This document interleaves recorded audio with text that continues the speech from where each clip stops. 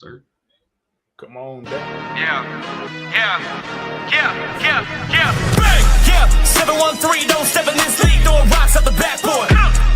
Living our dream, better dribble to the three, take the shot, here a cash draw. And we don't even care what you say, we ain't scared of the hate, get a win in this last board.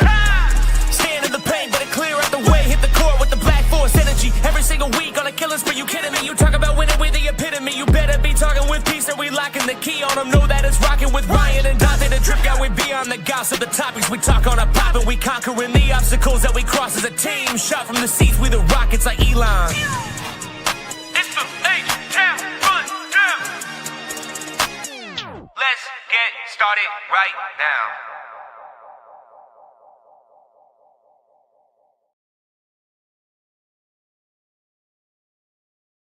Man, if I start a podcast one more time and my mic mute, we gonna have a conversation. All right. Hello, everybody. This is Nation Rundown Houston Rockets basketball podcast.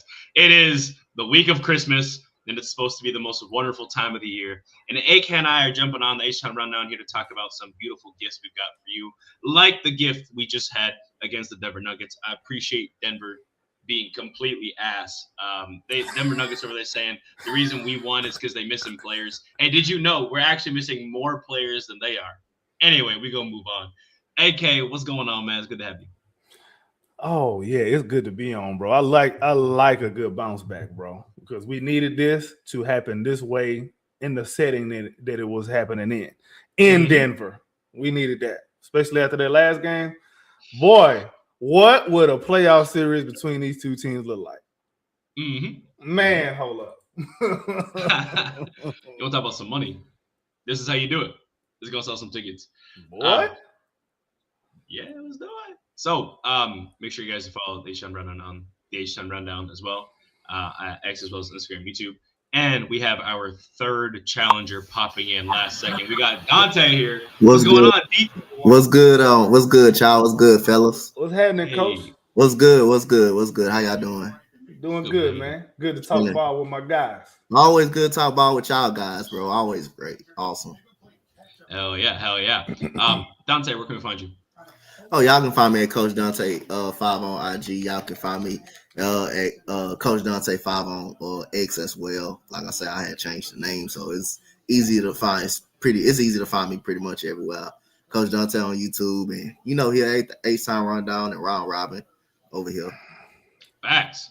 Okay, so this is what we got going on here.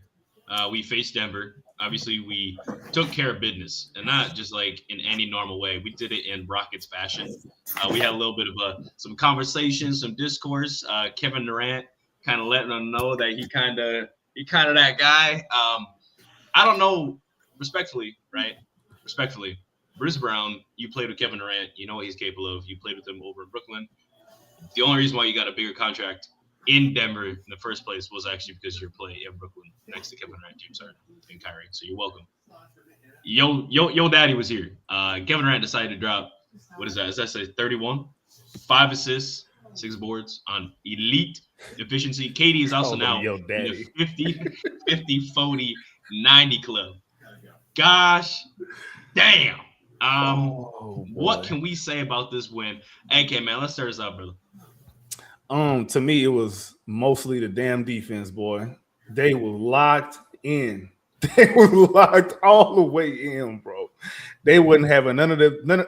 So in football, is a term: nothing cheap, nothing deep. Yeah, Rockets let that show in basketball terms in this game, bro. No, it wasn't no layups. Shout out to CJ McCollum. No layups and no threes. Well, they took threes, but they didn't take as many as they normally do.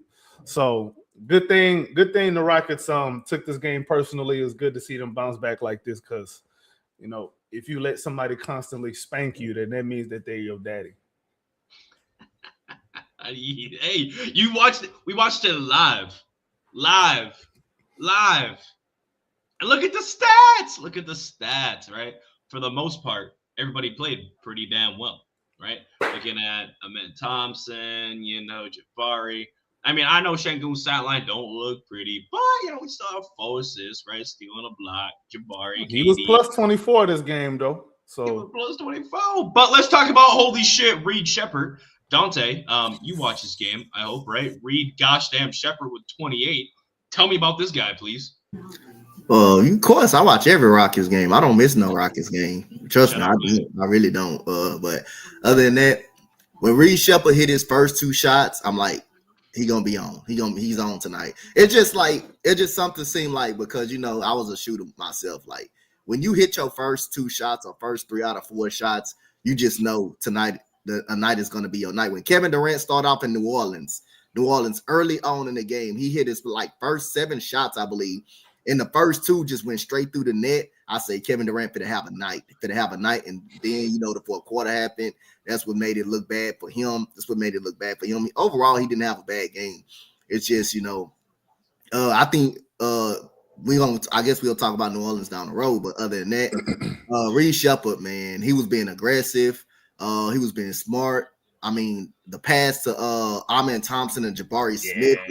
Man, that was beautiful basketball. I mean, taking Jamal Murray lunch money and going and showing that 42-inch vertical that he had too. Man, Reed Sheppard was just on one. And you needed somebody to step up, because from here on out, everybody game plan when you play the Rockets. You're gonna double LP, depends on who's guarding him.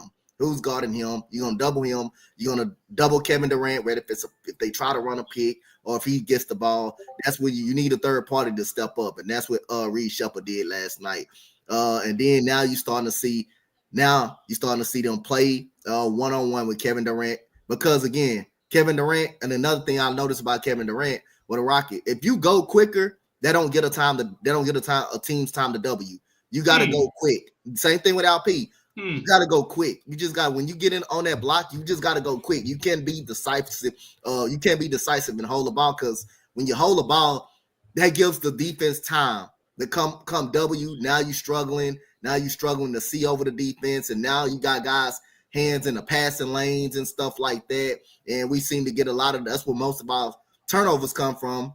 Is because guys getting their hands up in the passing lanes when we pass the ball and stuff like lazy that. passes. Yes, lazy passes like that. So when you get the ball, you got one-on-one from the jump, immediately just go. The double team is gonna come. Depends on who's guarding you. But Reed Sheppard was that dude last night. When he hit that fadeaway at the end of the quarter, that was the night. That was it was his night. It was his night. It was gonna be this night. Who would have thought playing with pace and reading the defense, trying to force the defense to make a mistake, would lead to us having a more efficient, higher octane offense. I swear somebody said that before last year in the playoffs, but we don't got to worry about that. He's not here no more. Reed Sheppard also efficient, right? So we talk about efficiency and low turnover rate. Reed Sheppard tied the team in team high for assists and only had 1 turnover. Wow. That's pretty good, while also shooting 60, 67, 100 from the field. This ain't the hate, man. This ain't the haters pod. But Reed Sheppard, I'd be sad to him looking in the starting lineup. When he's out there with everybody in the starting lineup minus Josh, his numbers look pretty good. Plus, we have one of the highest offensive ratings out of all the lineups when Reed is inserted in the lineup instead of Josh. It also looks really good when Jabari is playing the 5 as well. Reed Sheppard out there with shooters and spacing, or at least with people who can. He is the spacing. Passing. He looks good. He is the spacing, right? Yeah. Especially when you have Reed and KD out there, it creates something that we saw last year. Gravity. We like it. Good game all around. Like I said, whoop their ass. Reed with second most points coming off the bench. I think it's the 3rd most points he scored in his career. 3rd, 4th. Hit 6 threes tonight off the bench too. Gosh, he led the team in threes. I'm just looking at this right now. Wow. He also took 35 threes. We averaged what? We looked last time 29, right? Yeah, 29.9 on the season. So that's a pretty good decision. And comparatively, look, we held them to our average at 29. So that's pretty good to me. What else from this game, AK? Can you go ahead and break down for me? I remember last time when we got on the when we went live a couple days ago, I mentioned specifically the 3-point attempts, and I said we definitely need to get them up. The thing is, bro, if you understand Denver plays a little bit different type of a defense, but between KD, Jabari, and Reed Sheppard, they themselves took 26 threes just between the three of them. Okay. Obviously, they made 16. I don't really care. It's not the makes for me, bro. It's the attempts. If you're a team who offensive rebounds the way that we do, why don't you spam more threes like that? You can generate more threes the way that we did tonight. Why don't we do it more often? Is beyond me, bro. It is beyond me. But there's no reason why. And then we took 35 threes out of 77 shots. Wow. That's a lot, bro. That's a good percent. That's a bigger percentage than we normally do. That's a lot for us. Yes, that's a whole hell of a lot for us.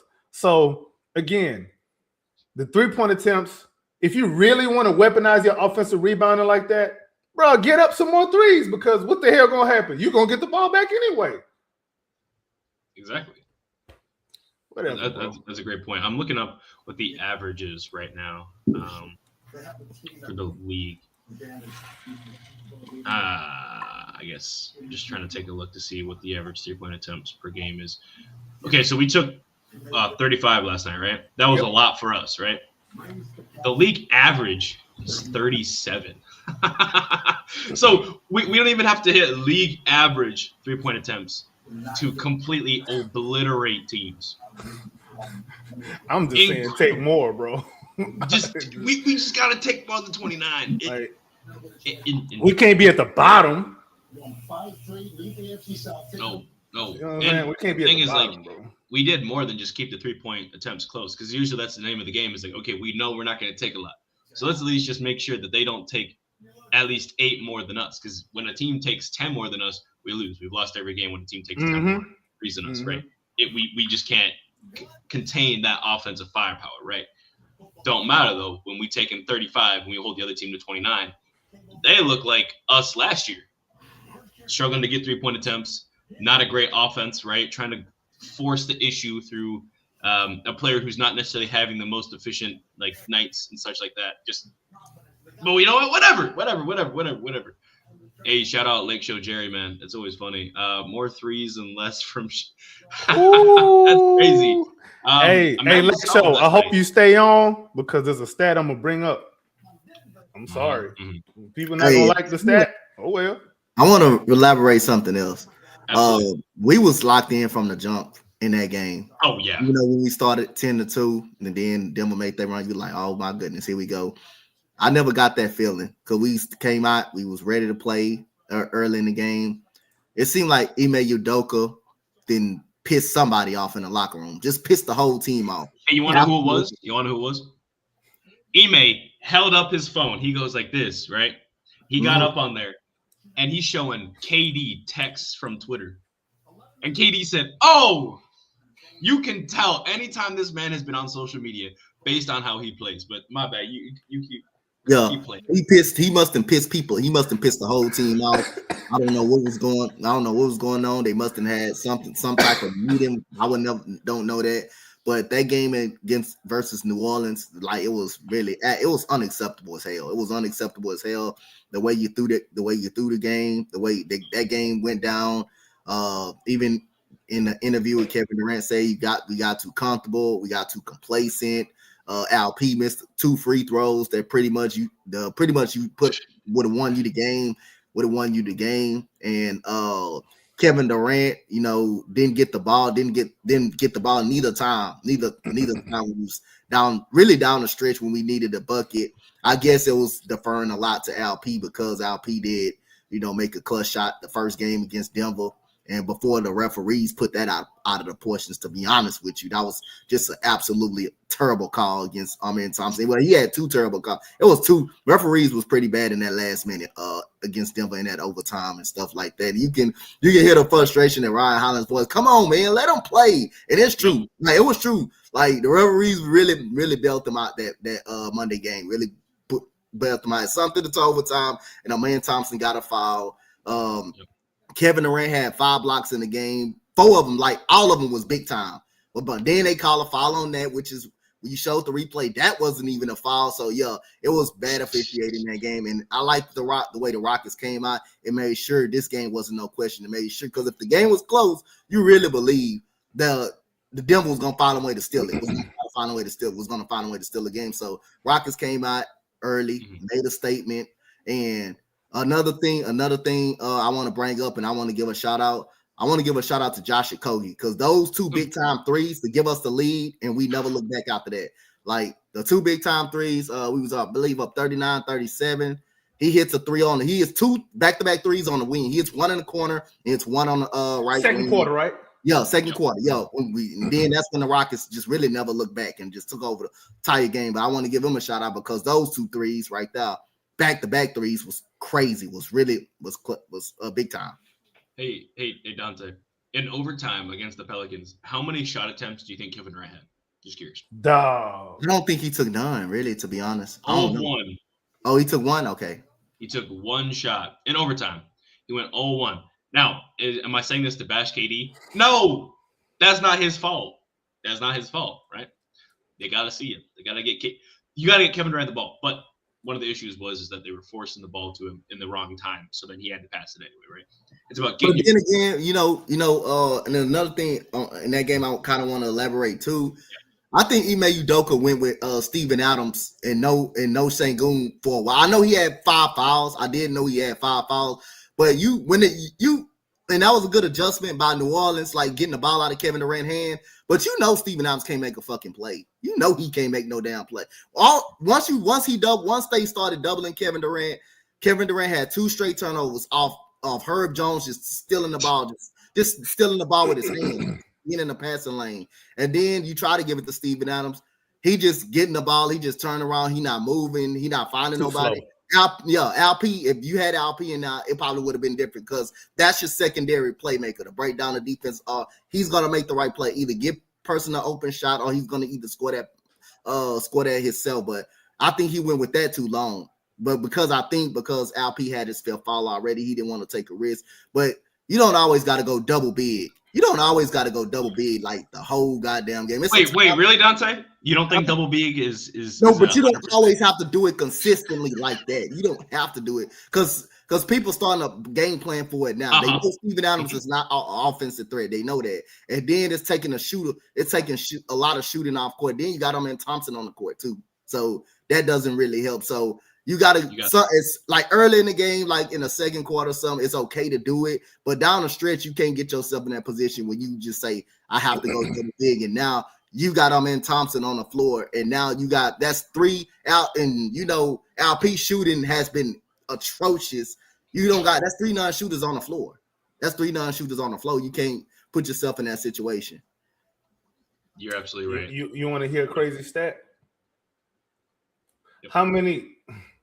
What percentage between 1 to 100 do you think Jabari has played at center this season? 4%. 3. Interesting. I understand the whole double big gimmick thing. It's a gimmick. Let's call it what it is. It's a gimmick because the only reason people talk about it so much, and the only reason ours looks so impactful is because we missed so many of the first shot. Let's just call it what it is. Okay? So that's one point. On the other side, if you're going to go double big that often, why not mix it up a little bit and give you a good 3 minutes a game with Jabari at the 5 or somebody who can shoot the 3 at the 5? How about, even if you don't want to do that, if you're still doing just 3 shooters out there, sometimes why not try Amen Thompson in the short roll? I used to beat that thing to death last season about why we don't do that. Them Steven Adams pick and rolls where we giving Steven Adams the ball at the free throw line to do something with it.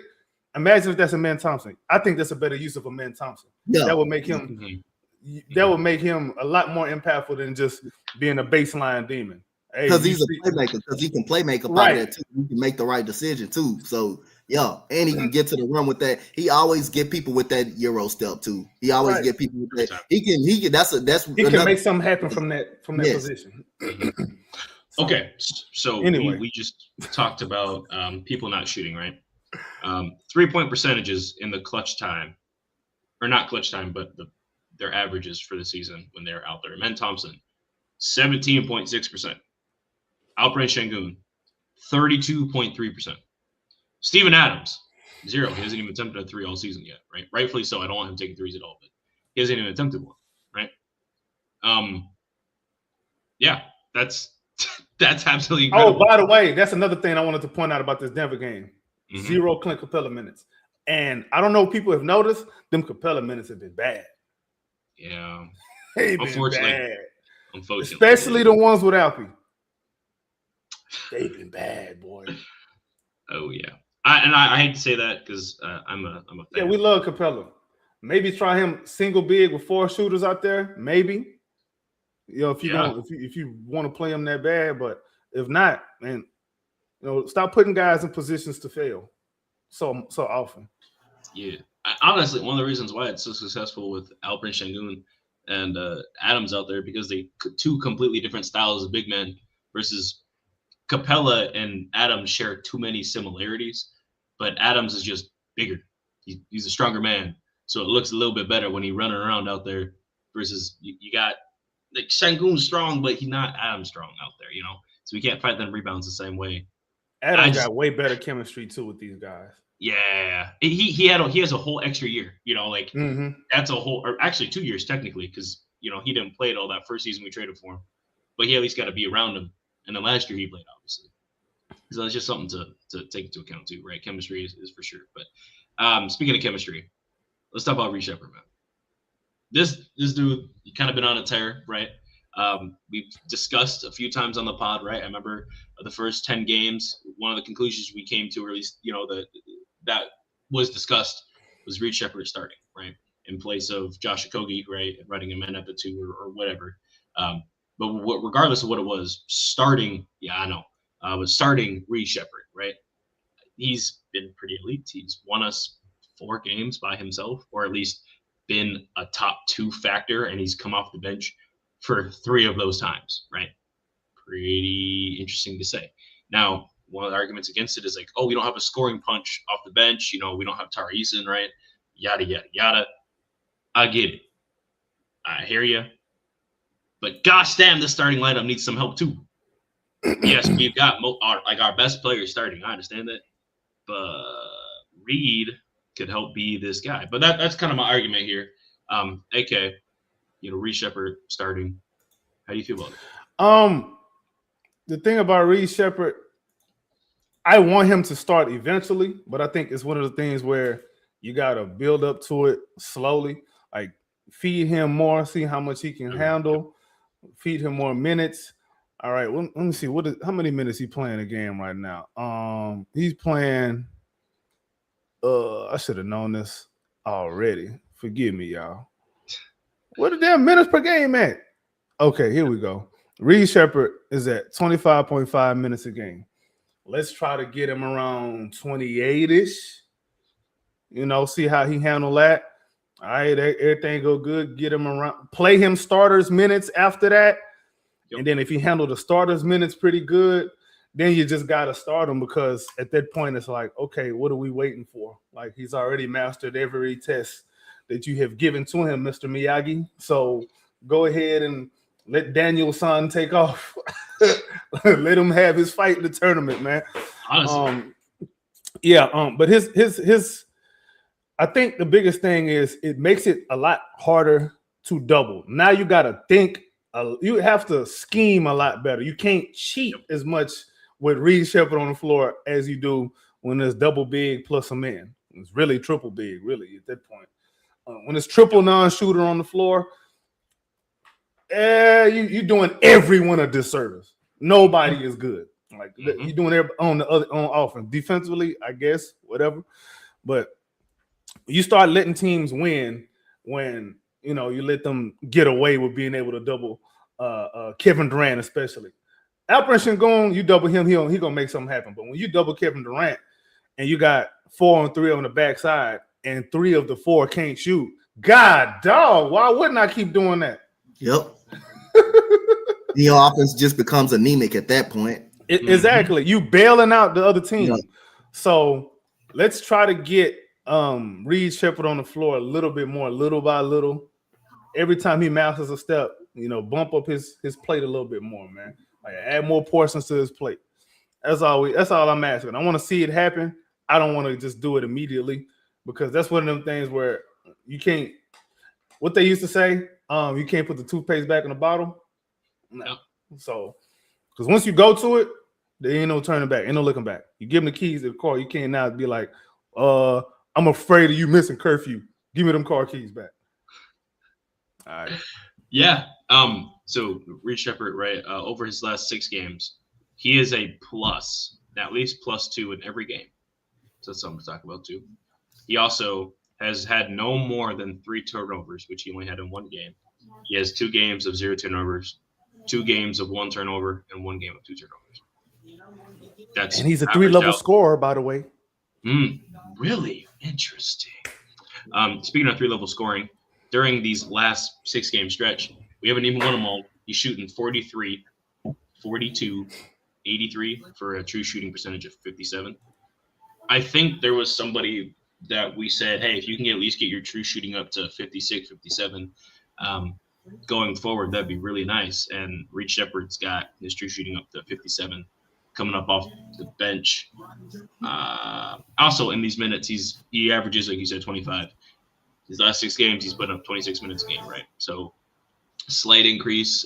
One of the games, his minutes are a little low because he had 5 fouls, so he didn't play too much. He only played 20.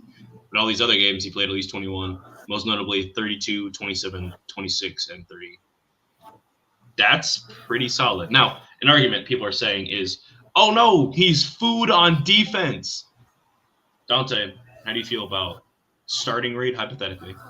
And then what do you say to people who are concerned about Reed starting because of his defense? That's probably one of the reasons I think why he's not in the starting lineup no more, because of his defense, because of the defense. But he's starting to compete. He plays hard, bro. I'll say his hand, he got some quick hands and stuff like that. He got some quick hands and everything, man. His hands is just a weapon. But other than that, like the offense, man, he's a lot more smarter, taking care of the ball. But again, coming off that screen, being more comfortable. And like we always say, shooting that mid-range jump shot, that's just like money. Get into the rim. You saw how quick when he took care of that mismatch, when Jokic got on him, you saw how quick he just blew right past him and just got that easy layup. But other than that, I still think he's gonna improve. I still think he's gonna be solid on the defensive side of the ball. That's probably one of the reasons I would think that he's not on the. That's probably why he's not a starter no more. But I think he's gonna get that starting spot back again. Again, that's what I want. That's what we all vouch for. You want to kind of make it clear that, hey, going into next year, hey, I'm coming from that. I want to be the surefire starter. But then again, we all know how Ime treats Fred VanVleet. We already know how that turned out. Man. And that's we already know how that. And I want to give some flowers to Ime Udoka. When we was up by like 20, and that lead cut from 20 to 10 at the last with the last 3 minutes, I believe. It was like 226 left. If I'm not mistaken. I think it was about 226 left. Yeah, 226 left. And you like, here we go. You like, is this really happening? Is this really trying to happen? I love the way he took Jayshawn Tate ass right on up out of there. Yeah, come on. And then you're gonna foul. Then you're gonna foul and give up. Yo, come your ass on this bench. Come all right, Dante. Back up. Yo. What's worse, that foul and getting taken out where we're up, or his step back 3 against Brooklyn? Oh my God, that step back 3 against Brooklyn is still worse. Because we was down 1 point at that point, and you got the audacity just to take that step back 3. I like what he made you do. Hey, come sit yourself right back on this bench. Come sit yourself right back down. He did it against New Orleans too. Guess what? Come sit yourself right back down on the bench. Come on. So I think but we getting that close from Jayshawn Tate being off this basketball team. We being really that close, but we'll find out. But I like the way what Ime Udoka did. I like what he did. Yo, had Silas been here, right? Our best buddy Steven Silas himself, had he been AK favorite coach. I think Tate might be starting right now. I think he'd be starting right about now. He would have said, "Oh, you tried to take a step back 3 against Brooklyn." Matter of fact, Amen Thompson, I need you to go to the bench, bro. We're gonna start Jayshawn Tate, Josh Okogie, Steven Adams, Kevin Durant, Şengün out there. Gonna make sure we get this dub. All right, break. That'd be a starting 5, guaranteed. Quick note on Reed Sheppard for people who like stats. If you're a stat head, hey, we either gonna be friends or enemies today. One of the two. Who do you think leads the Rockets in defensive rating right now? That's a good question. Is it a starter? Nope. Has he started yet? Mm-mm. Don't say Aaron Holiday. Clint Capella with 110. His defensive rating is 110. However, next is Alperen Sengun at 111. After that, who you think it is? Reed Sheppard. Hold on. You don't like defensive rating? No problem. Okay, if I asked you if you had to give me the top 5 people who in opponent field goal percentage this season for the Rockets, who would those top 5 be? Top 5? Yes. One of the guys got to be Reed Sheppard, right? He said no. Tell me who you got in your top 5. And all right. I'm gonna go. You mentioned Clint earlier, right? That might be a trap game there. So I'm gonna say Reed. I got Jabari. For some reason, I got KD, Josh, and then I'm gonna go unorthodox and say Tari. Only Tari is in the top 5 in opponent field goal percentage of everybody you just named. I'm gonna get to you one by one, and one of them not in the rotation. So take with that what you will. Isaiah Crawford, 40%. All right. Steven Adams, 43.9. Let's just call it 44%. Aaron Holiday, 44.4%. Right after Aaron Holiday is Reed Sheppard at 44.8.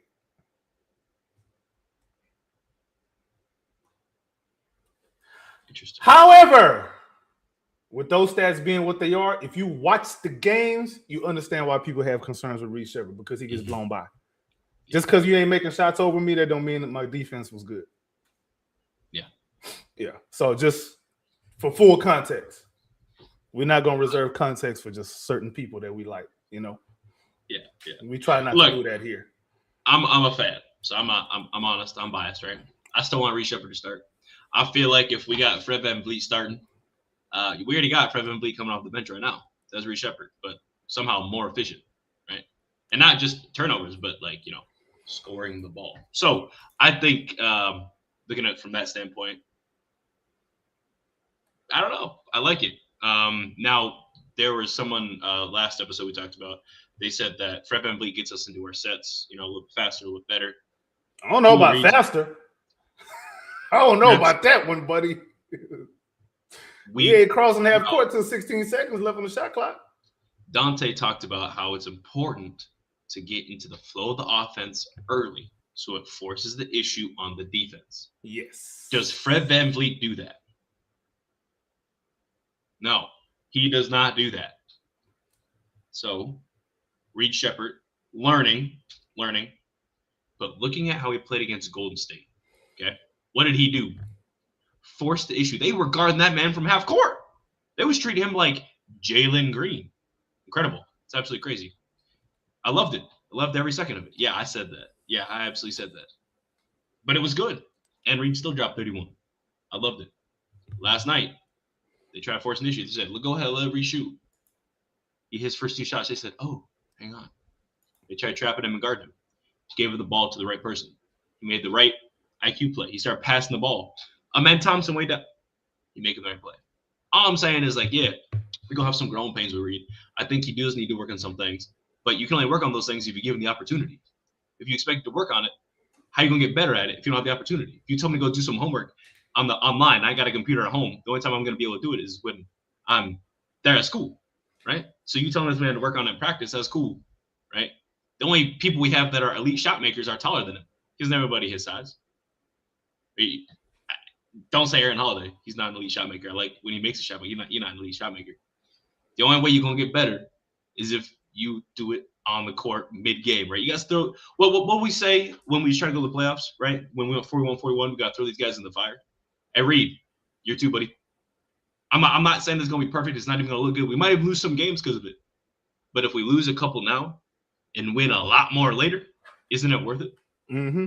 Is that It's not called worth it? investment, bro. Whoa. What a strange phrase. If you're in the stock market, you understand that. Strange phrase. I love it. I love it. I love it. Any other thoughts on Reed Sheppard starting, or any more points you want to bring up between yes or no? I know we got some more stats to get to beforehand, but I also want to touch up on Tari Easton's injury. I think Reed Sheppard absolutely needs to play more in the clutch.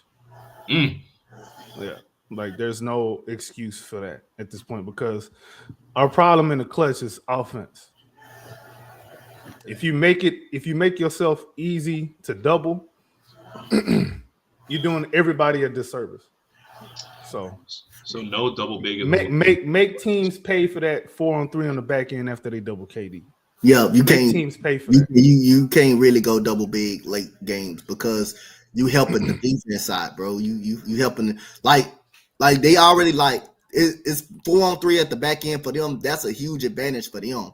That's a huge advantage for them at the back end. So you got to put a better shoot. You got to put add an extra shooter on the floor, and that's where Reed come in. Go ahead. Okay, this is for both of you guys, but Dante, you talking, so I want you to answer this first. Okay, so we're talking about double big, but also someone else can't shoot on the team. His name is Amin Thompson, shoot 17.6% from three. It's important to keep a point of attack defender on the court, right? Yeah, especially in these clutch times. So what's more conducive to winning, right? Is it keep Amin Thompson on the court who can't shoot and at times has been not a good defender this season, like Deadass has just been kind of like cruising on defense at times in this season. He's been great in certain clutch moments, but then we also look back against, I don't know, the team we just faced, the Pelicans, taking us to OT. Not a lot of great defensive matchups there, and it looked like he was a mismatch at times for people. I was surprised, but we already know why. That's not like entirely. But the whole team as a whole couldn't stop nobody. It didn't really matter. No, I agree. I agree. Again, this isn't attacking Amin Thompson, but we already know that double big, Ime wants to keep doing that. So if a man's off the court, we worried about scoring, but we want to keep double big. I mean, should Amin Thompson maybe play less minutes? He's currently fourth. But he can do more though than Steven Adams. He can come. His playmaking can come in effect too. His playmaking, he can do more than Steven Adams. He can slash on the backside. He can slash on the backside and everything. He can playmate. He can do more than Steven Adams. You just can't have Steven Adams, LP, and him on the court at the same time. You just can't do that. You can live with him and Sengun on the floor and so you can't have your best rebounder on the court at the same time as your best player. No, you cannot. Not down the stretch. You cannot do that. You cannot do that because now you got 3 non-shooters, only 2 shooters. You need multi-dimensional players in the clutch because the other team is going to find what you can't do. Yeah, and they're going to make you prove that you can do it. What they know what we can't do. It's we go into teams, we plaster on their front wall before they walk in. They know what certain players can't do though. They know what certain players cannot do. They know Steven Adams is not going to do nothing but come out there and set screens and rebound and just rebound and offensive rebound. That's why he's out there. And he's starting to not finishing at the rim real good either. Oh. He be so far in the paint. He probably missed the most tip-ins I saw in the league so far. Steven Adams missed everything pretty much at the rim almost right now. And Sengun do that. Sengun starting to miss a lot at the rim because when Sengun, the reason why he missed a lot at the rim because sometimes he be too indecisive. When he gets in the paint, he gets caught up. Do I want to pass it out here to this corner like he did against Denver? Somebody was wide. Somebody was in the corner, and he was like in the paint. He was literally in the paint with an easy layup, and he got too indecisive, and he ended up missing a floater. So he has to make a decision. Hey, if I'm gonna go for the layup, go get the layup. If I want to pass, it's wide open. Because when he gets the ball in the center of the paint, the defense gonna draw. You gonna draw the attention. They're gonna make a Kogi shoot that wide open 3. They're gonna make Jabari Smith. They're gonna disrespect Jabari Smith and make him try to make him shoot that shot. Or Amin Thompson. But then again, like Amin Thompson is smart because he cuts inside. He's a very good cutter. That's why I say I can live with him being on the floor without P. I can live with him being on the floor. You just can't have 2 shooters on the floor. You just can't have them all on the floor at the same time. You just can't have them all on the floor. I agree. Yeah, Adams is shooting 47.9% on the season, by the way.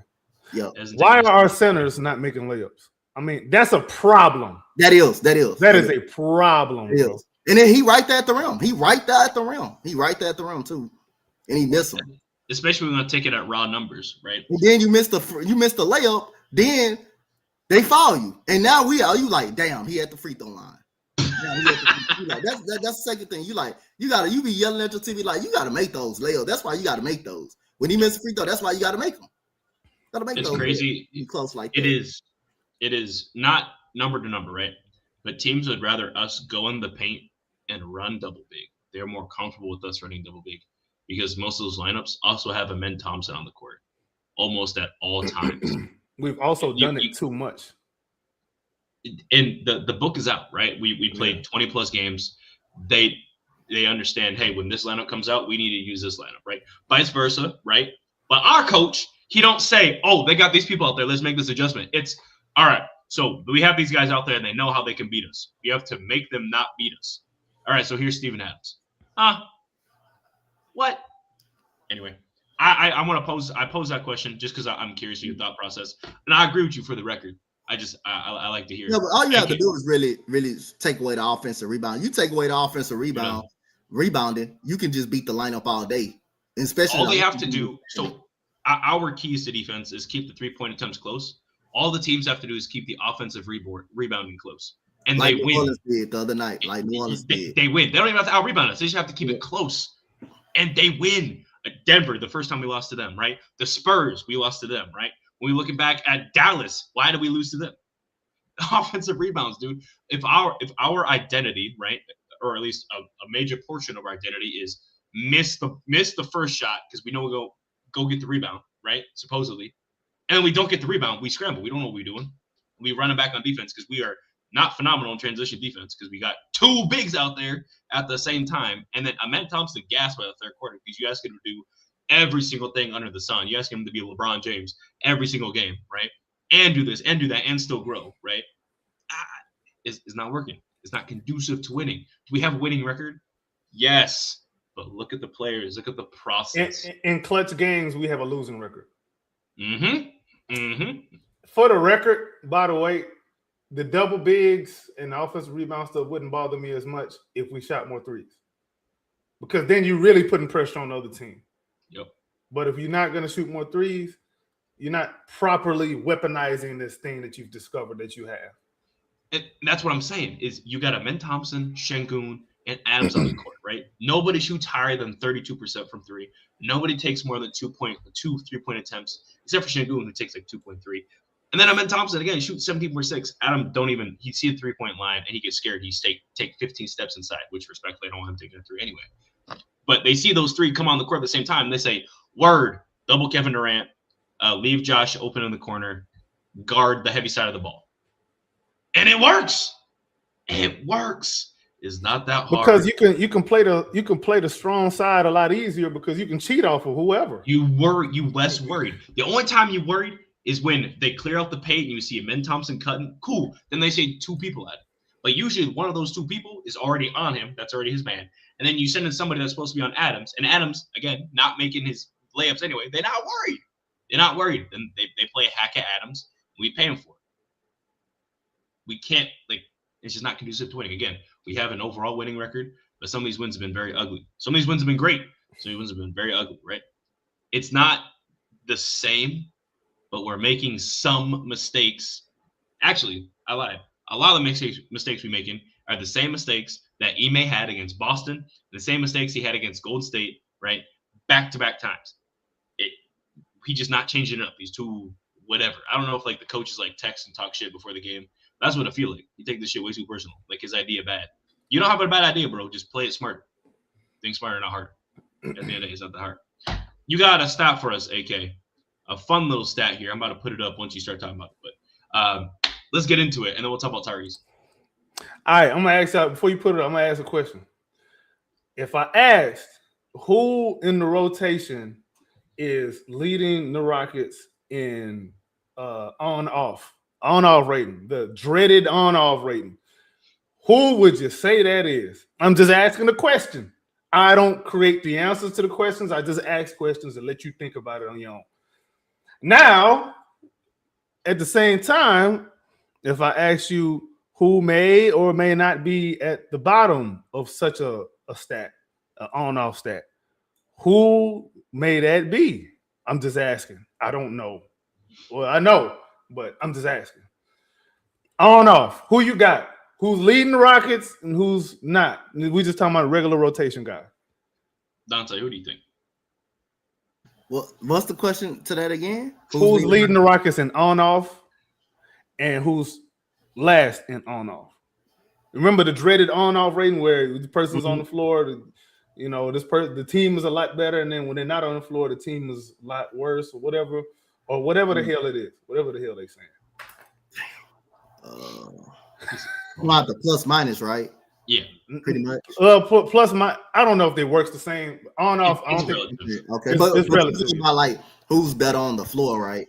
Yeah, like when is the team better? Are they better with him on the floor or off the floor? Is what it's saying. Who's a negative player or who's not a negative player? I remember a lot of that talk. I'm gonna go with who's not a negative player when he's on the floor. I'm gonna guess on offense. I'm gonna go. Not offense. This is just all together. All together, okay. Yep. Out of everybody on the team, though, really? Everybody on the team. Yep. Well, everybody in the rotation. I try not to. Okay, everybody in the rotation. Right, bet. Damn, I want to put him, but he hasn't played because I always think the team it generates when he's on the floor. So I don't know if he's gonna count though, but I do want to say Tari is one of them that elevates when he's on the floor.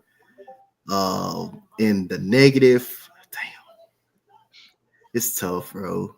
I'm not gonna say Reed. I'm gonna say Capella is one of them. That was in the rotation. Okay. Can I put it up now, AK? Go ahead, bro. Do your thing. All right. I'm just taking a wild guess of it. H-Town Rundown fans, remember, these numbers are pure statistics. These are the numbers that are out there that anybody can look at.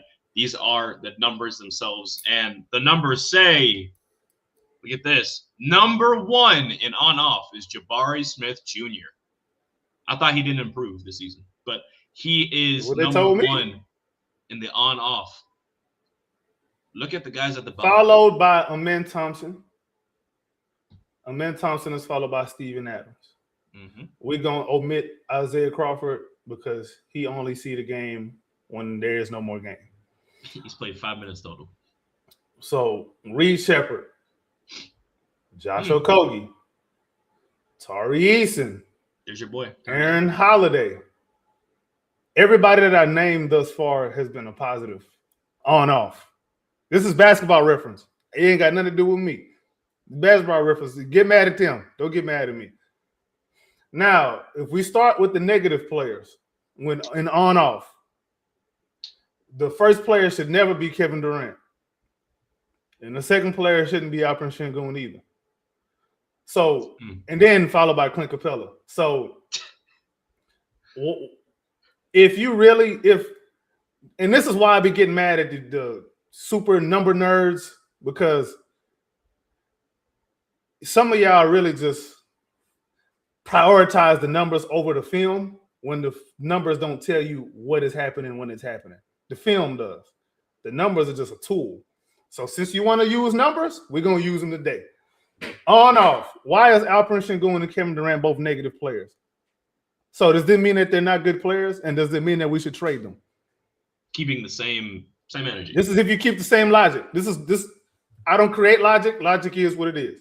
1 + 1 is always going to be 2, no matter what planet you on, no matter what universe you in, no matter what video game you playing. Because a lot of y'all this is me being condescending and insulting people now. This is not a video game. This is not NBA 2K. This is not Madden. This ain't 007 GoldenEye. 1 + 1 is 2. It's not 11 just because you wanted to be 11 one day. Now you see why we don't like these stupid stats? Some of them don't. Some of them are not as valuable as you think they are.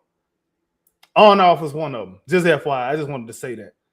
Shout out to anybody who thinks Jabari Smith hasn't improved, by the way. Just shout out. Because according to y'all's logic, Jabari Smith Jr. is actually the best player on the team. Just according to your logic. I don't create the logic. Don't be mad at me. Why y'all yelling at me? I hear y'all yelling. Far and away, the top 2 players are Jabari and Mint. And then Adams. And then there's a 2.6 point drop off from that to Crawford. He don't count, so we don't count him. Let me go to Reed. It is a 5-point drop off between number 1 and number 5. That's crazy. And What's Reed the play on drop the off bench between number 1 and number 10? What's the drop off? I don't know. I'm bad at math. I can't count. I believe that is that's 12.3. There's a minus 12.3 difference. So please, when you formulating your narratives, you better not use this stat no more. Don't do it again because I'm gonna come for your ass. No giggity. See, some of these match the eye test. Some, right? Like you look at Jayshawn Tate out here, minus 20. Yeah, that's probably sounds about right. He only go in when it's Tuesday. Yeah, that turned. That is right. That is right. Yeah, you're right. That's right. That's far from right. That's far. But you look at it like in the clutch, that's when the on off kind of like start hampering and start having a problem, right? When we get players in the clutch and they play these clutch minutes, it does either positive or negative. And to be fair, like KD's minus 3, like in the clutch, I look at that and I say, yeah, facts. In that context, not that it is KD himself, but just a position that he's in and who's around him when they on the court. But man, and then and there's even more stats on this other than just the on off that I like looking at too, like the turnovers or fouls committed versus fouls drawn. Like yeah, man, that ain't terrible. To me, in my opinion, this is better served as a measurement of the rotations. Thank you. That's kind of what I'm. If you really want to, because the on offs, you got to remember when one person is on, you're not considering the other 4 that's on too with them. That's why this stat is extremely flawed. But if you're going to use it correctly. This is more of an indictment on the rotation that, oh, you know what? Hold on. For full context, because people going to say, oh, the best players or whatever. Okay, cool. Hold your horses. We're going to get back to you. Let's use Denver. And you know why we're going to use Denver? Because their roster construction is most similar to ours. All right. So we're going to use Denver, right? All right. I will send it to you so you can put it on the screen, but whatever. In their rotation, the people who played minutes, actual minutes in the rotation, you know who's number 1 for them in on-off? Aaron Gordon, whose role is most similar to who on the Rockets? Pick your. It's 1 or 2 people. Man, that's really hard. It's really either Jabari or it's Amin. It's 1 of the 2. But Aaron Gordon has an improved jump shot. He can make a jump shot. He can make a jump shot. Yes, but I'm just talking. Yeah, I know what you mean. Yeah, I know what you're talking cool. about. All right, cool. I'm just gonna say Amin too. I would definitely say Amin. All right. So Christian Brown is after Aaron Gordon in on off. By the way, Aaron Gordon's on off 16.4. Good Lord have mercy, Jesus Christ. And Christian Brown is 11.6. Do you know who followed Christian Brown? Jokic, 10.6. He's their best player, right? Yes. He on the board all the time. Of course, he's their best player. Okay, right. Okay, I thought so. Okay. And for context, do you want to know where Bruce Brown fall? Outside of the top 10. He's 14th at negative 15.8. He made PJ Tucker. I saw people saying. And I hate to call it. I'm gonna just go ahead and say I saw people saying last year Bruce Brown would have been a better player in the playoffs for us than Jalen Green because of on off. Here you go, buddy. You still like that stat? Or you gonna use it right next time? All right. I'm just saying. But yeah, like again, on off to me is just a matter of rotation. You when you on the floor, you surrounded by a bunch of ankle weights instead of you being the ankle weight. I'm done now. I'm off my high horse. The horse needs to rest. That's what it is. Again, these are just the numbers. This is what they say, and that is what it is. Now, and by the way, if people don't know, Denver had the best offense in the league. And they were one of the best shooting teams in the NBA too. So when Aaron Gordon was here. Yeah. Yep. And we shut them down yesterday. So yeah, we did. Yep. What does that say about the Pelicans beating us? The fourth quarter rotations was bad, right? Remember the number one thing that people complain about Udoka is his rotations. Yep. That's why the numbers look like that. It's the rotations, bro. It's who you got on the floor. Like you going triple non-shooter without Reed Sheppard on the floor. Okay. Yep. Keep doing that in the clutch.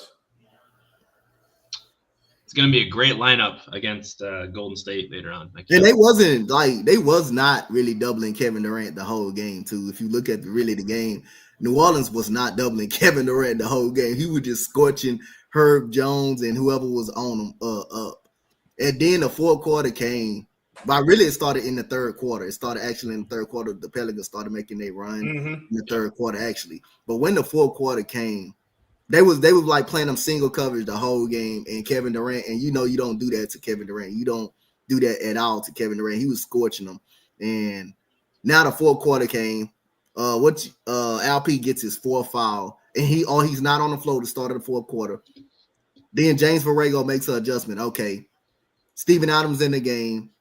Steven Adams in the game. What we gonna do? We gonna start doubling Kevin Durant, and plus Kevin Durant. Every time he passed the ball that whole game, he turned it over pretty much. He turned it over every time he passed the ball. He's been doing that the last two games. Every time he tried to pass the ball, he's been turned over. They got their hands up in the passing lane and stuff. Herb Jones had 7 steals in that game. But they're not just ripping people though, but just putting his hands in the passing lane, and most of them just tipping Kevin Durant passes and is going into the other, starting their fast breaks. He doubles Kevin Durant with Herb Jones and whoever else he has on him. He turns the ball over 2 straight times. Now he gets doubled again every time he gets the ball. Now you decide to go to Steven Adams, and Steven Adams is no secondary playmaker. He's just gonna stay on. He's gonna stay at the top. He's gonna look for Kevin Durant to separate or somebody to separate. We're going to go get them the ball. They won't be able to do nothing. Then you're just going to reset and give them back the ball because Kevin Durant, he is doubled or even being face guard. That's why you can't. That's why you can't always play double big at times. But again, you have to know what your opponents is doing to you. You have to say, LP, come on. You have to say, Ben Thompson, go flash to the middle. Because y'all are better playmakers. Y'all can make a play. Y'all can score inside. They can make the right play. We've seen both of them do it. So you got to put outside of Steven Adams, you just got to either put him off the flow, and you either put somebody in the middle that can create, that can create a shot inside or just make the right play on a perimeter. And that's what New Orleans did. They made that adjustment to take out Kevin Durant in the fourth quarter, and they did that the whole time, though, throughout the overtime, too. So Kevin Durant really couldn't even get a shot. He couldn't really even if he got the ball, even like when people saying, oh, Kevin Durant should have went and got the ball. He should have went and got the ball. If he got the ball, he would have got doubled. He would have had to pass it right back. He would have to pass it. He would have been forced to pass. What you want him to do?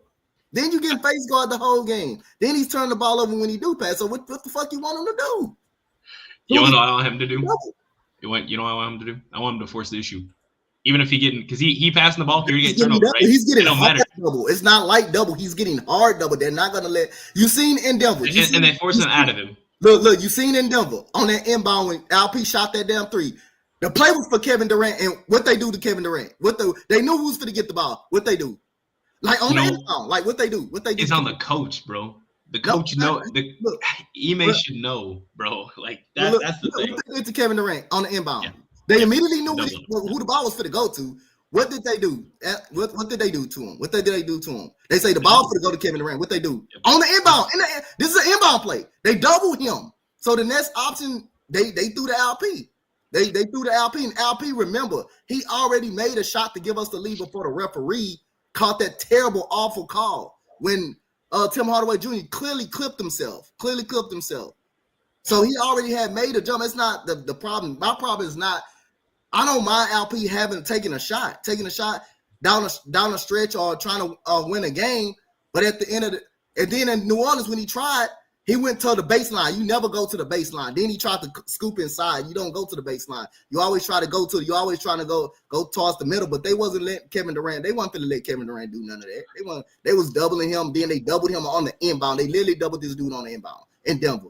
So they went. So your next option was LP. They would rather let this dude try to win the game, and he almost did it. He almost won the game in Denver until that damn foul happened, and which wasn't a foul. And now the referees want to come back and say, "Goddamn, we made the wrong call." Well, you damn sure right. You made the wrong call.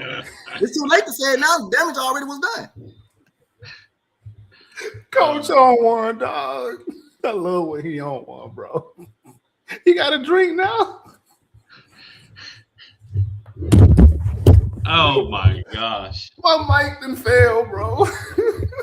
Not because everybody like down the street, I just don't believe people. Like some people say they look at the game, but again, they want Kevin. Like I understand Kevin Durant, he's the superstar. He's a superstar and stuff like that. And down the stretch collapses. But you gotta understand like how the game is going. Like he was not letting this dude get the ball at all. And if he got the ball and try to force, they are hard doubling him. They got their hands up and stuff. And then when he missed the shot, you gonna blame him any goddamn way. Anyway, if he missed it anyway, you gonna blame him any goddamn way. So what's the point? Anyway? I'll look at LP, man. He had 26 shots. KD had 15. Yeah. Jabari had 18 that game. That was an interesting. If he missed it, especially if it was a good shot, or if he turned the ball over, he gonna get blamed any goddamn way. He getting the blame any damn way. You still gonna blame him. Didn't Adams? He went like 0-4. At the rim. Yeah, you're right. Just a bad showing. But okay, it looked like you got a little stat there. It looked like you laughing about something. I was just curious. No, I'm laughing at Coach because the coach was going off. I ain't got no another stat. Hey, Rob. This was what I thought was going to happen. I thought the lineup was going to be KD, Jabari, Şengün, Holiday, Reed. That's who I thought we were going to put out there. And I knew they were going to double KD. So I thought, hey, big shot Bari's out. Let's get it to him. Nope. We give it to our 32% three-point shooter. I love it. This is just smart. But you still got to get the ball in. But it was surprising how fast he took the shot too, because you still had time. It was surprising how fast he actually took the shot. That was surprising. Just trying to let people on record know that they wasn't letting KD go and get the ball. They immediately doubled him on the inbound. Soon as Bari touched the basketball, you see he tried to go to him. You see two defenders right there was not letting him get the ball. I thought it was interesting. LP was already in the mode. LP was already in the mode. Say, I'm gonna go take this shot. But the only thing LP did wrong, he went towards the baseline. And you literally see a person face guarding him. We've been turning the ball over all night. We've been turning that hole over all night long. And they've been putting their hands in the passing lane. So it's a good chance you throw it to him. Hey, we turn it over. We turn the ball over because that's what hurt us against New Orleans. We turn it over. We've been turning it over. You damn right. If you miss a shot, you can blame it anyway because you didn't do nothing in the fourth quarter. Now I got the ball. It's on me. I miss. It's on me anyway. If I make, I'm a hero. That's why we got me. That's why they got Kevin Durant. If I make it. So if I miss, I'm getting blamed anyway. Same thing in Denver. If I miss, I'm getting blamed anyway for the loss. Fair. So okay. Y'all know who got the the lowest turnover percentage on the team? Speaking of turnovers, Mr. Coach. I'm just asking. Lowest turnover percentage? Of guys in the actual rotation. I'm just asking. Sheppard? Yep. Man, how'd I guess? Because it's still been down too. Maybe. Yeah, I'm not even going to. Reed Sheppard. So you don't want to say it? If you don't want to say it, Reed Sheppard looks good, and I think we should use him more. That's what I'm going to say. That's how I'm going to say it. Read between the lines, guys. Tari Eason, is he playing today? Hey, guess what? And right now on the NBA app, he's listed as game time decision. You know what that means? He's not playing. They haven't said anything about him all day. They didn't say anything yesterday except that he's still sore. They didn't say anything about him early this morning. They haven't said anything about him as of 12:40 p.m. If they don't say anything by 5 o'clock, he's not playing. He's not playing. Simple as that, right? This has been an issue consistently. First, he had an injury, right? I think he went out for an ankle or something like that. And then now it's his oblique that's hurting again, right? Am I right on that? No, first it was the oblique. Okay. And now it's the shin that's sore. that same shin that he had surgery on, whatever, that he been getting fucked with since, like the last 3 years, right? A couple years ago, last year, and then this year. I'm seeing people, and I'm not a fan of this, right? People are saying, hey, they tanking his value. I'm glad he didn't sign that contract. We're going to sign him we're going to rob him. If you are one of those fans right now, I'm not going to lie, you can go ahead and leave the fan base. All right? What you're doing, you're going to keep that in your little group chats. That shit not funny. You don't prey on another man's injury like that just so he can save a couple bucks here or there. Do y'all even know what the contract really was that he was offered? The people that's getting mad? Mm-hmm. All we know that's reported. And they refused to talk about it. What was reported again? I think it was the 4-year 80, I believe. But 4 years 80 that was reported? Yeah, let me look. Before I start talking out my ass. Oh, okay, here, my bad. Rockets projected to offer Tari Eason a $110 million contract, but from NBAnews.com, it was $100 million. So 20 more than I thought. That was the offer. And he declined it. Cool. That's on him. Whatever. Him, his coach, whatever they do out there. I don't really care. What I care about is he's injured, he's not playing for us, and it sucks. I still want Tari here. At all costs, I want him here, respectively, within reason. But he hurt. He hurt right now. He's been hurt. And is not looking good for the medical staff. I'm just not a fan of that. We mismanage injuries constantly for the Rockets over time, right? Looking at players like Chris Paul, who kind of had a lingering injury, forced him to play. Guess what? He shit the bed, right? We could go back further from we like to blame Ryan, right? Look at T-Mac, those back injuries, right? Dwight Howard trying to come back from injury, still not healthy, playing like ass, right? Also looking like Yao Ming, another guy, just too tall, too damn big for himself. We asked him to do too damn Yao was going to happen regardless. Yao was inevitable. Yeah, because he had Russell Westbrook with his quads, right? Yeah, again, regardless, bro. The Rockets have not been great with managing injuries consistently. Now, I believe that Russell Westbrook one because he didn't look like himself in the playoffs. He looked like Russell Westbrook was the Russell Westbrook that everybody talks about to this day. Yeah, like before the COVID happened, Russell Westbrook was playing like the best point guard basketball of that season. Like before that COVID stuff happened, he was awesome. He was playing some 42, 7-7. Yeah. He was putting up MVP numbers alongside James Harden. Yeah, so he looked like he was hurt in the playoffs. He looked like he was still hurt. He shouldn't have came back. And he came back too early. Yep. And he didn't play too well. He did great for the Wizards. Didn't play great for the Lakers, but I won't get into any of that. My point being, you can't mismanage an injury and then hamper them for it, right? You can't be like, oh, hey, we brought you back. You said you're good. Yeah, right? Of course, a player knows themselves better than anybody else, but you also have the numbers. You have the stats. You know what an injury looks like, right? You can only go based on how they feel, but damn, y'all, come on, bro. Y'all got medical shit. Come on, man. My doctor gonna tell me, knee hurt. I'd be like, damn, it do, but I feel fine.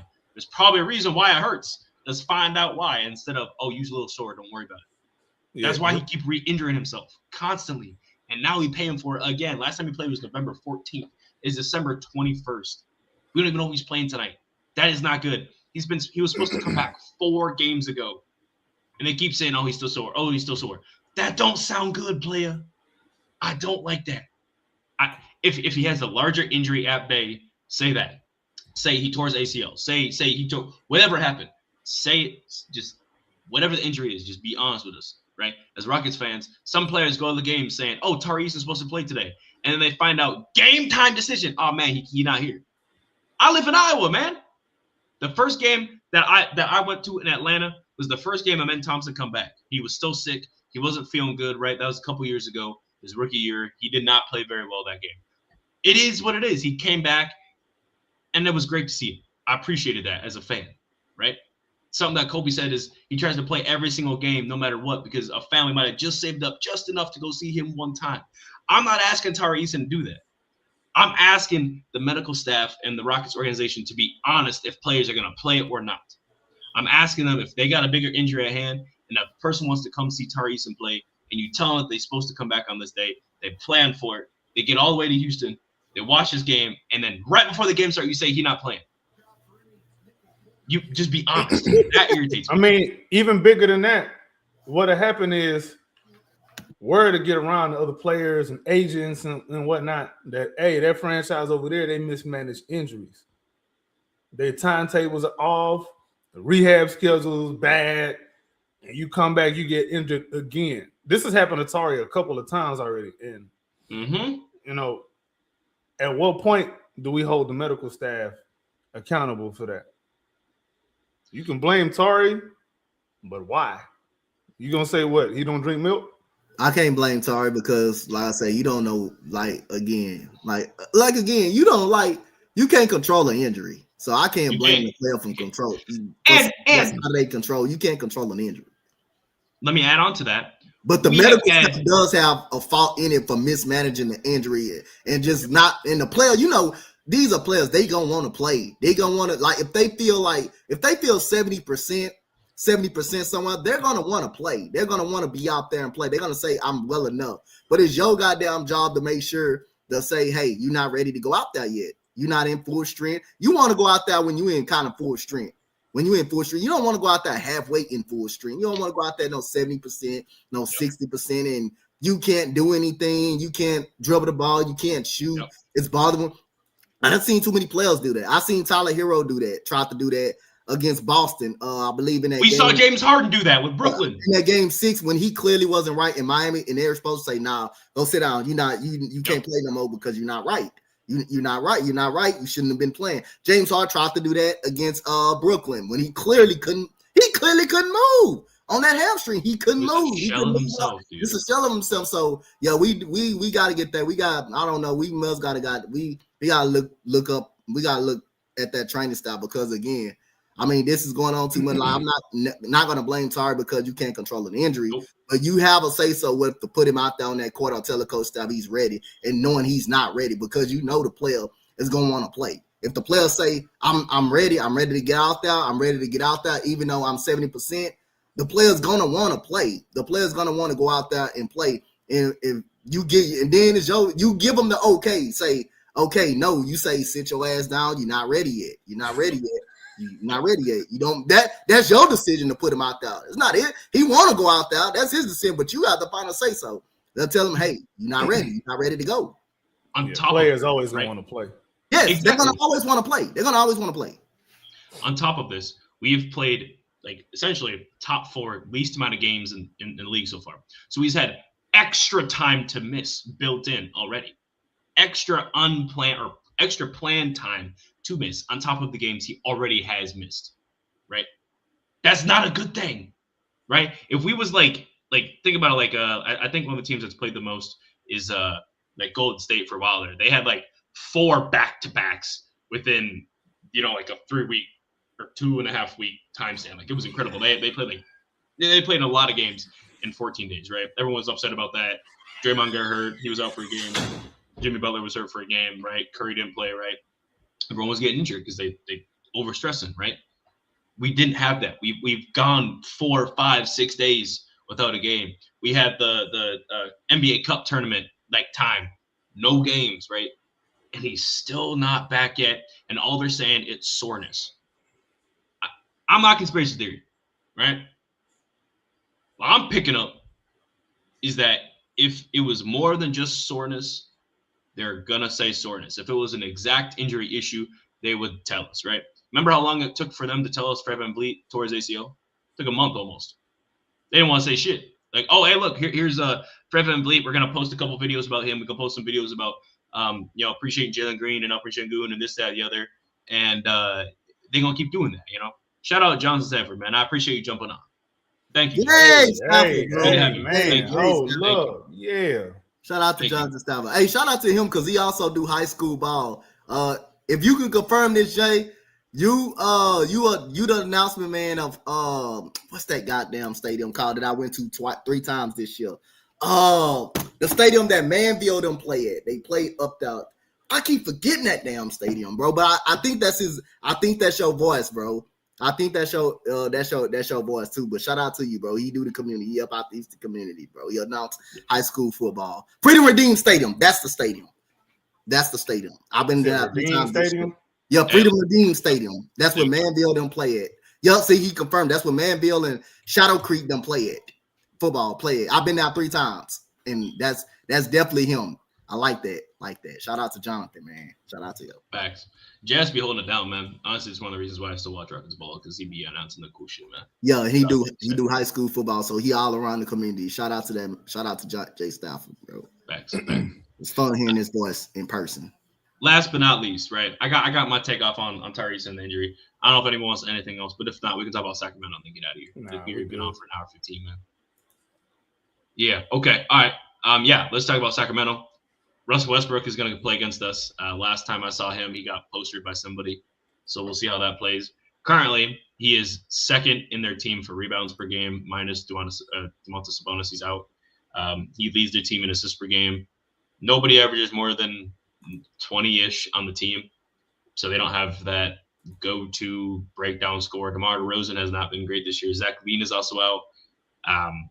My boy Keegan Murray from Iowa, he coming to town, but I'm sorry, bro, I can't support you because you're on the other side. Let me know when you want to come to Houston, but until then, I can't support you in this game. That's your boy, huh? That's my boy, man. You don't want to claim your family member, bro. You already don't want to claim Jamal Murray and Tyrese Halliburton. Yeah, I like Tyrese. I know you do, bro. You can't say no to your cousin. I know he need to give me some tickets, but we chilling. We chilling. What are your guys' thoughts on the Sacramento game? AK, what are your thoughts? We have not fared well in back-to-backs all season long. So there's one thing. There's that. There's us having whatever reason we have. Well, I know why we kind of had reasons to be bad against Sacramento over the last. I know last season they gave us some issues. I'm concerned about the heavy ISOs of DeRozan and LaVine because those are the type of LaVine is out. Yep, and it's just DeRozan. Okay, If it's just DeRozan, then maybe we should be able to handle that. But he usually be giving Rockets the business. He was giving Dylan the business. He gave Oman the business. He gave Jabari the business. Like, all right, bro, why you mad, bro? Why you hate us so bad? But yeah, they do worry me. If Sabonis is also out, then we should be, I think. But this is the Rockets, and it's a back-to-back. And we're on the road. In his last 5 games against us, he averages 23-3 on 42, 23, 89, and 2 turnovers, 2 fouls. Talking about DeRozan? Yep. It be feeling like he be cooking us more than that, bro. I don't know what it is. Yep. It's because he had 1 game against us where he put up 33 a couple years back. Or actually last January, essentially. He dropped 33 on us. And then after that, he dropped 21 on 18 shots and then had 12 points in 22 minutes. And that was it. And they lost. They got blown out. I think he had, he was a -6 in that game when I played 22 minutes and they stopped playing him. He wasn't doing shit. He had his 12 points, 1 rebound, 1 assist. That was it. Cool. Hopefully that is a trend in our favor because we need to win on a back-to-back. I don't care who it's against. We need to win. Like, we need to see a W in that column, period. There's no ifs, ands, or buts about it. But hopefully we win. I don't even know. I'm not even sure how this game will go because it's the Rockets again, and it's a back-to-back. And who knows? Russ may decide he want to turn back the clock. Precious Achiuwa is also starting tonight, as well as their center, Maxim Raynaud. I apologize if I'm mispronouncing your name. You're from France. That's probably why. Just had to look him up. I think he's a second-year player. So how much double big we getting tonight then? Well, Steven Adams should play tonight, right? It's a back-to-back. Capella. So it's going to be, that's. Oh, hang on. This Maxime, he's actually a rookie this year. So Shangoon, hey, bud. Hey. So I'm asking for a light little 35 on this dude, right? Just a light little, just welcome to the league.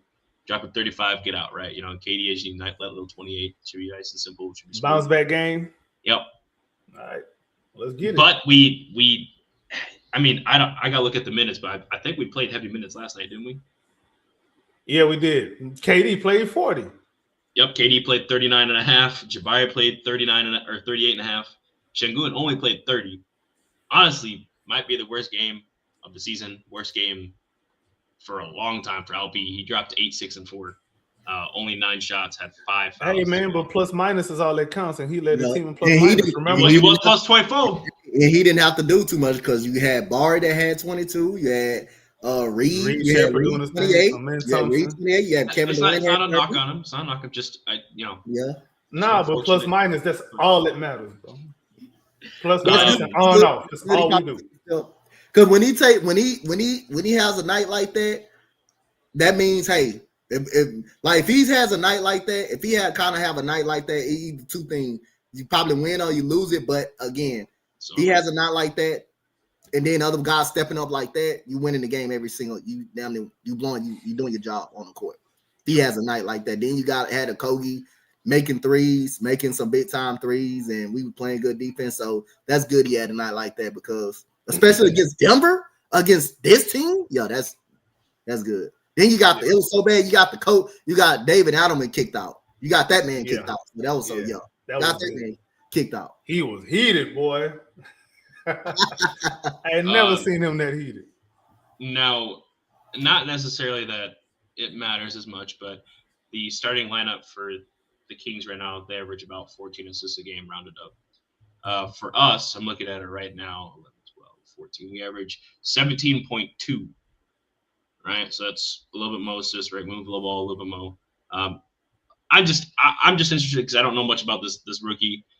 We know what a Precious is going to bring. We know what Russ is. Well, actually, we don't know what Russ is going to bring. He could be Lakers Russ. He could be OKC Russ, or anything in between. We know that we don't know. Yeah. DeMar averages 18 for the season, which is the lowest he's averaged since probably his rookie third season? year. Right? Yeah. Since the Raptors, right? Way back, like 48 years ago. And then Precious. Buddy been getting buckets for a long time. So, Dante, I'm going to ask you, what is the defensive game plan against the Sacramento Kings? The defensive game plan, you just got to try to find a way to create turnovers. Just create turnovers. Be disciplined. Don't fall asleep on backdoor plays. Just be disciplined. I mean, like I say, just hold Russell Westbrook and DeMar DeRozan. Don't turn back the clock on us. Like DeMar DeRozan actually cooked us last season, bro. I'm not gonna lie. Like they swept us. They came in Houston, beat us twice. We lost that game in Swept us last year? Yeah, they swept us. We didn't beat Sacramento at all. Not one time. We didn't beat them last year at all. Not one time last year.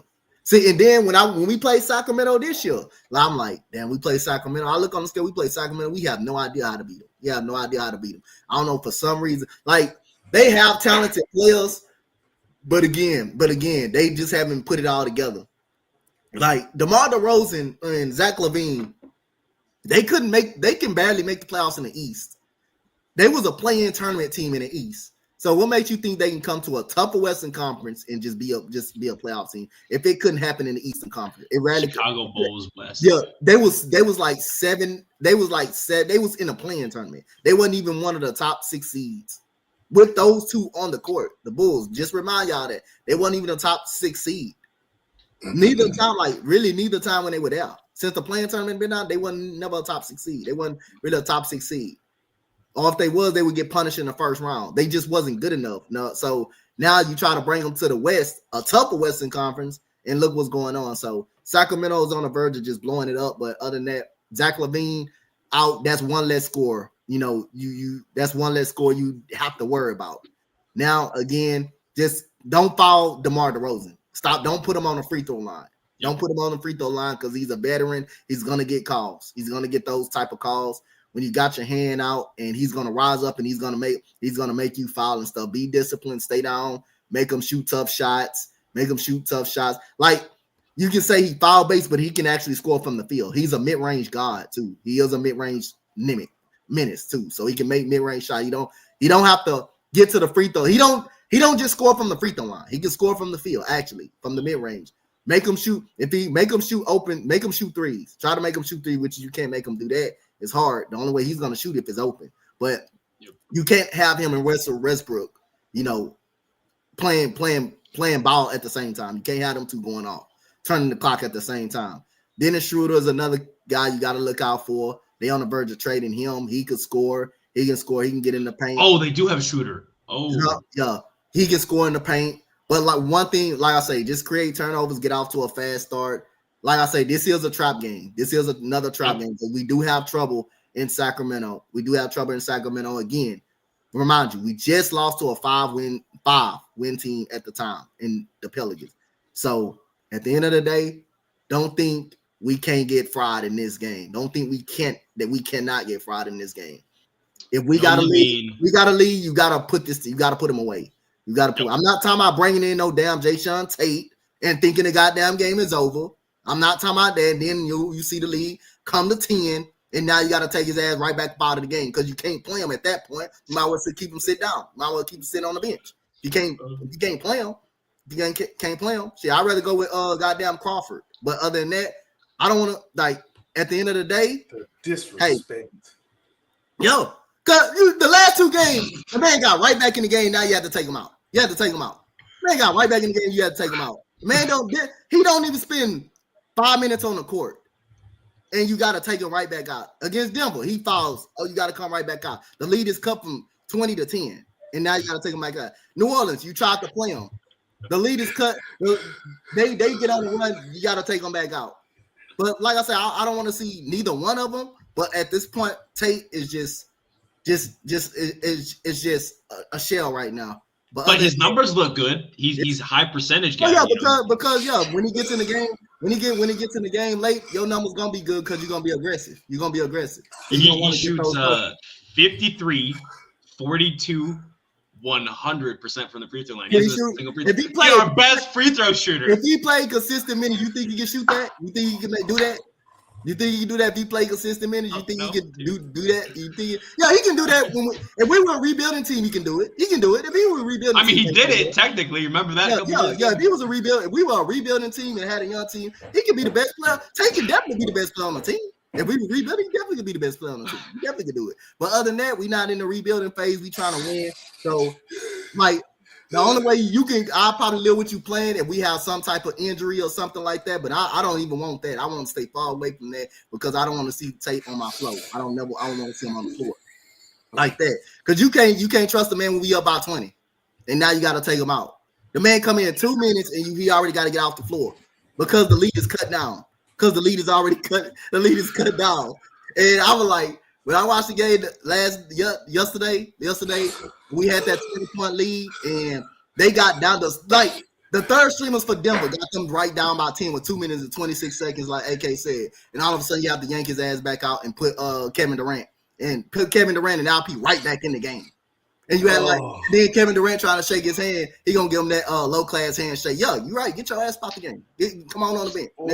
Other than that, we just gotta take care of business, bro. We just gotta take care of business tonight. We gotta. When we up, we just gotta try to finish the game out. We just gotta finish the game out. But other than that, I don't know if you can just Tate them in because they may let them get back down by 15 or 10 at the last minute. Now you have to bring Kevin Durant them back in the game, but you have to get off to an early start and you have to just create turnovers and don't make the game harder than what it is. Not against this type of team. You can't. They down one score. We got to go in and handle business, but it's gonna be tough though. So. Like I say, I'm not overlooking Sacramento or none because we just got beat by New Orleans, losing 25. There is no. We get beat.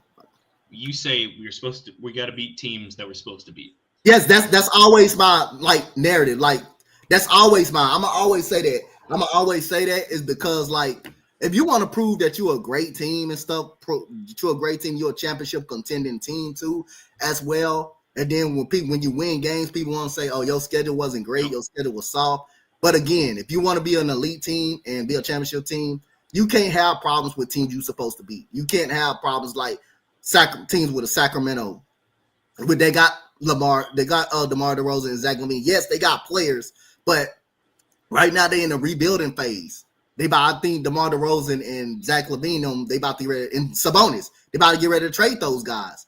And with that team alone, they are a 6-win basketball team with them guys still on the floor. They are a 6-win basketball team, like the Clippers right now. They're 6-22. Yeah. Actually, yeah, you're right. Sacramento. Because they just beat the Lakers last night. But again, you looking at that. That's not easy because Kawhi, you got Kawhi playing. You have James Harden playing who still can put the ball in the basket. You have Zubac. Like, they have talented, good players on the team that can score.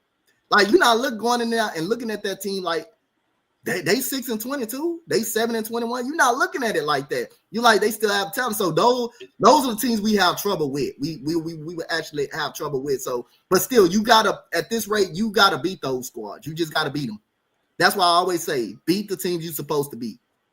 It's not always about beating it. It's about you want to beat the good teams, but we're struggling against the good teams. We are bad right now against the good teams. We are like 1-5, I believe, against the good teams so far. Yeah, but we were actually 0-5 until we beat. But you can't struggle. It's a bad combination when you're bad again when you're struggling against the teams that you actually supposed to beat. So that's why my number one goal to every season when you start, you got to beat the teams you're supposed to beat. You beat the teams you're supposed to beat. In Sacramento tonight, you're supposed to beat them. You're supposed to beat them. Clippers, right at their rate, you're supposed to beat them. Brooklyn, you're supposed to beat them. Washington, you're supposed to beat them. Portland, you're supposed to beat them. You're supposed to beat them. So, hey.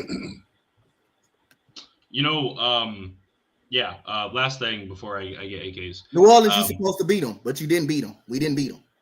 No, we did not. Nah, Dante really took everything I was going to say. He good. Dante did his thug thizzle on that one, boy. Okay. So looking at it this way, right before we get out of here, Sacramento averages 111 points a game, right? Our defensive rating is 11.6, 111.6. So they score as much as we defend, which is not good for them. They might even put up 80.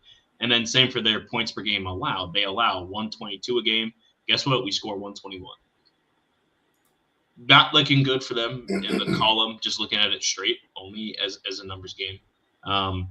They get outscored on average by 11 per game. We outscore people by +9, which is second in the best for plus-minus rating, by the way, in case anyone cares about numbers with context. So hopefully we can go in, make the numbers work, right? Shout out Daryl Morey, and we'll see what happens. It's a back-to-back. How heavy is KD playing tonight? I don't know, but if he got to play 40 minutes again, that means that something went wrong. But we got to remember, nobody lacing them up to lose. Take the team serious. This ain't even going to be no X's and O's type of game to me. This is more just take them serious and put them out of their misery early. Make them quit. Make them call the first time out. Make them call every time out. Yep, I agree. 100%. I guess. Make them say uncle. What do you guys think final score is going to be? I don't trust these Rockets. That's what I said. I'm going to say this game going to be closer than it needs to be. 117, 112. Yeah. Rockets win, but they make it more interesting than it should be. What do you think, What do you think, Dante? I'm going to say 114. I'm going to say 114, 109 Rockets. Yeah. You stole my defensive rating. I was going to say 109 for Sacramento, and I think we win handily by 11. But we have a late push in the third, so we can set our starters to begin the fourth. But then we got to put them back out there. It's going to be very similar to last night because of the rebounding that they provide, the shooting that they have. We forget Malik Monk is on that team too. So we just got to, as long as we handle business, whatever, man. We just need to make sure we get the win.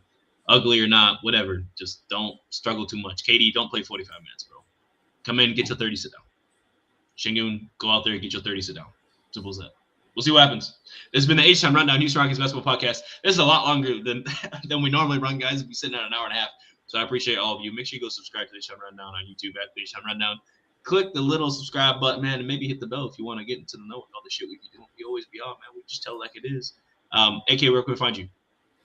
You can find me on Twitter /X at AKinfinity_VVS. Also on YouTube at the Rockets Round Robin, H-Time Runtown, and Rockets Propaganda Channel. Don't be a hater your whole life. Tell a friend to tell a friend. Subscribe to everything we got up on here.